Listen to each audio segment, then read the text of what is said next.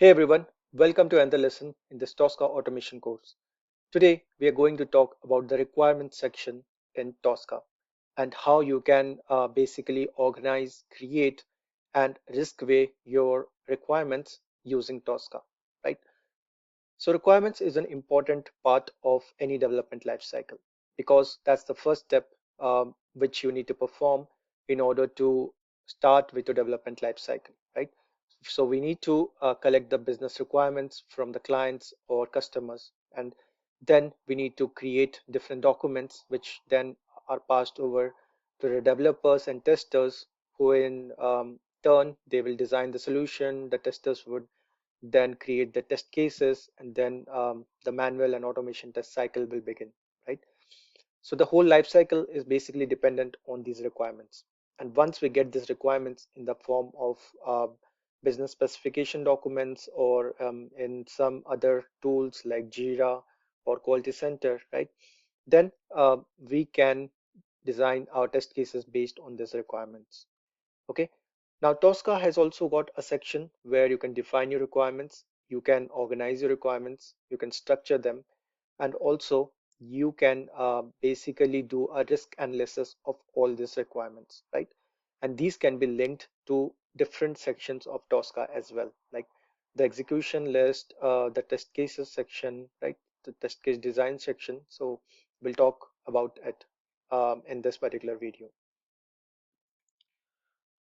So as I said, Tosca allows us to set up the requirements, basically structure them. We can create different folders, different requirement sets, and then it also allows us to risk weigh them, right? So we'll see what is a risk weight, but it's basically a risk analysis of how your business will be affected if this requirement coverage is not 100%, right?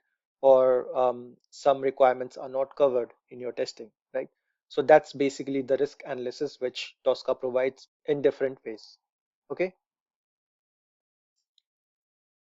Now requirements can be linked to other sections of Tosca as I was talking about. You can link it to the test case design section. You can link it to the test cases section and also the execution list. Right. So if you have not talked about, I think the test case design and execution list, we are going to talk about it. But we have seen how to create a test case, right? And we'll see how we can link them to your requirements in Tosca.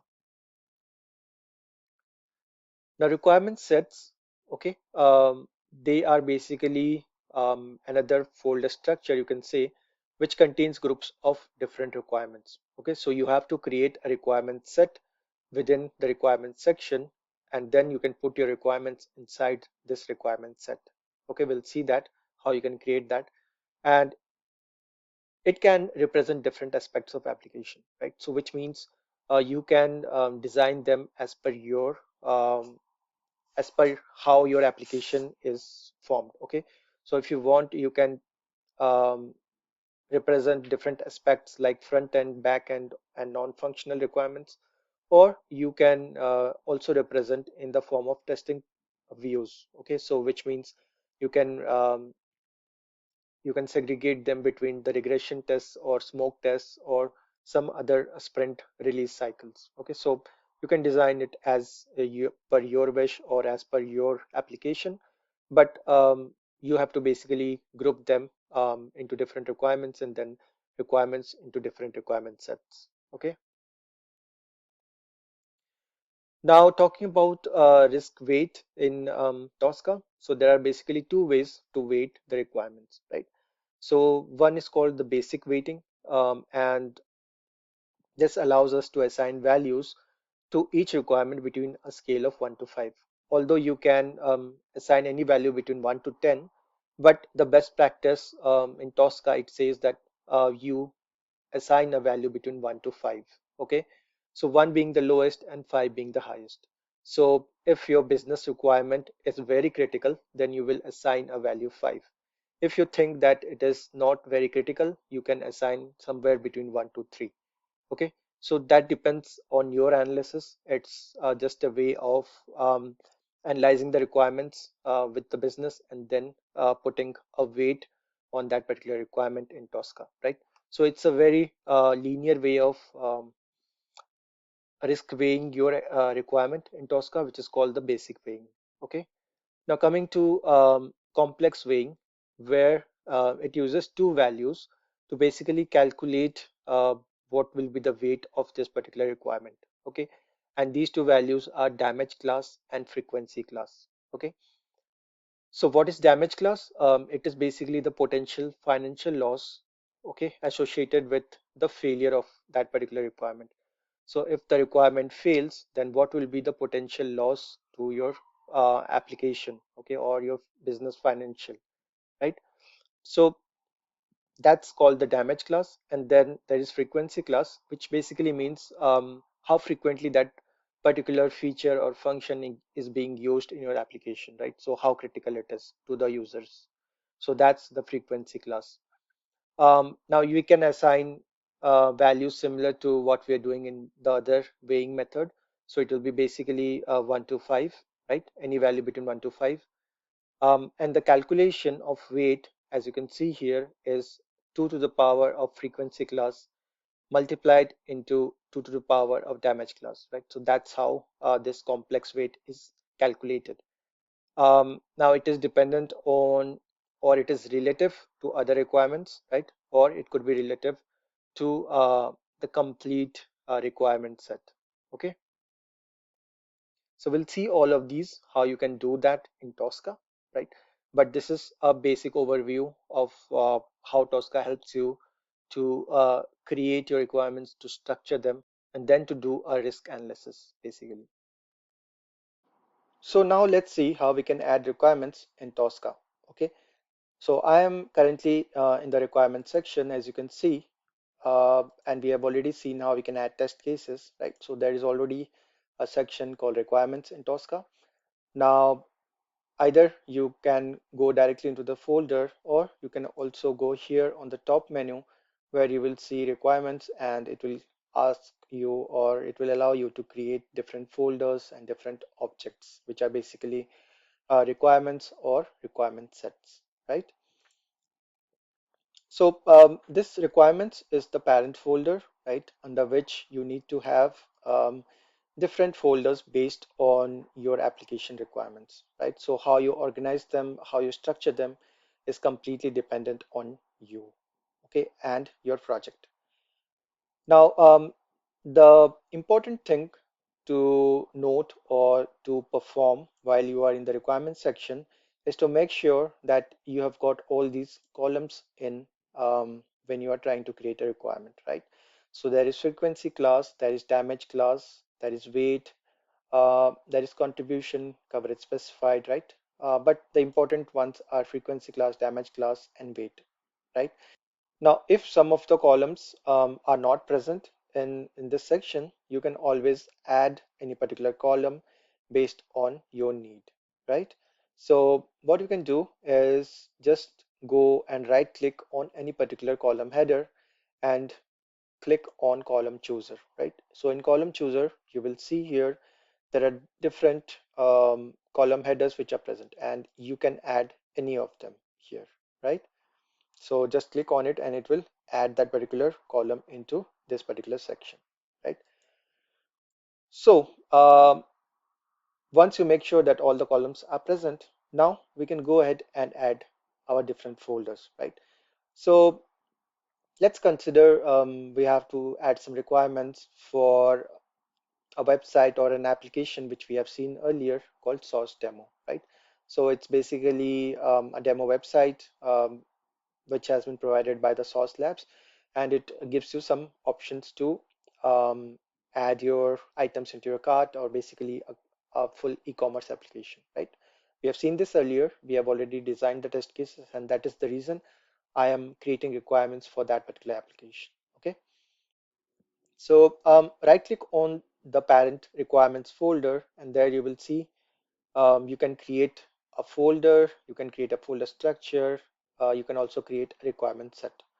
Now, the best practice is always to create different folders before you create a requirement set, although it's not necessary, but it is recommended. Okay, so let's create a folder here, and this will contain all my different requirements for this particular application, right?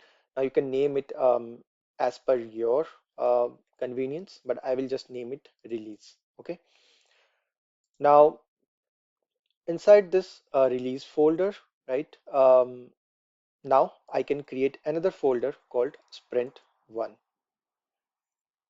Okay, so say for example, I have different sprints and I want to create requirements for each sprint, right? So I will create these different folders, and that is how you structure your requirements inside Tosca. Okay, now I can create any number of subfolders as I want, but I can also create a requirement set, right? So this requirement set is a group of different requirements. Okay, so now you can create this requirement set, and you will see it is created here, and the coverage is already 100%, right? Because there are no requirements which we have defined inside this requirement set. Okay, you can name it as per your convenience again, right? So you can name it anything, but I will name it something called user actions. Okay. Now, in user actions, what I will do is I will create my requirement, right? So once you create a requirement set, you will get an option to create requirement. Now, inside this, I will say login, right? So that's one of my requirements. And then I will say register, right? Or let's name it login user for better clarity. And then register user. Right, so these are different user actions which a user might perform on my particular application, right? So he will go and register himself, or he will go and log in himself, right? So these are two broad categories of a requirement. Okay, now let me create another requirement set, and I will call it product actions, right? Now in this product actions, I can have different requirements. Say for example, I will say filter products, right? So this is one action which a user will perform. So I'll have different requirements for that. I will say add products, right? So a user will basically add his products into his cart. And then I will say search products, right? So these you can see, if you consider an e-commerce application, these are the different requirements which you can put, right? So depending on your application, you have to define the requirement set and the requirements based on that, right? Or if you have a document, that's even easier, right? You can directly put your requirements as it is in Tosca. Okay. Now coming to the requirement set, as you can see, there are three. In this, there are three requirements, and in this requirement set, there are two requirements, right? Currently, as you can see, it's basically very simple. It's simple weight, which has been assigned by default from Tosca, right? So the weight is 1 and 1. The contribution is 50%, coverage is 100. The execution state is 100 because we haven't executed it. And so once we execute based on pass and failure, this execution state will change, right? There is also relative weight, which means relative to different requirements in this requirement set. The weight is 50 and 50 because there are two requirements, right? Then there is also a column called required test cases. So if you have linked any test cases, it will show it here, right? So these are the different columns. There's also frequency class and damage class, but we haven't, we are not going to use that in this particular requirement set. We'll use it in a different requirement set. Okay. You can always define a description for your particular requirement, right? So you can say requirement user should be able to log in into the application, something like this, right? Which basically describes your requirement, what it is, right? So you give a name, you give a description, and then you give a weight. Now, login user is a very critical functionality because without logging in, the user cannot perform any other app, any other functionality. Okay, now let's look at the application itself for which we are defining the requirements, right? So this is basically the application. And as you can see, the most important functionality of this application is logging into the application, right? Without it, the user basically cannot do anything else, right? So once he logs in, then he can search for products, filter products, and add the products into the cart, right? So this seems to be a very critical functionality, and if it doesn't work, um, my business is going to be heavily impacted, right? So that's how you take and weigh your requirements, right? You put a weight on your particular requirement. So I will call, or I will put a weight for login user as 5 because I think it's very critical for my application. For register user, I can put it as 3, right? So I don't think that currently the register functionality is so critical for my business, right? So as you can see, as you put a weight on your requirement, the contribution changes, right? The relative weight changes. Okay. So depending on the weight, it will auto calculate your contribution to this particular requirement set. Okay. So since it has got more weight, the contribution is more.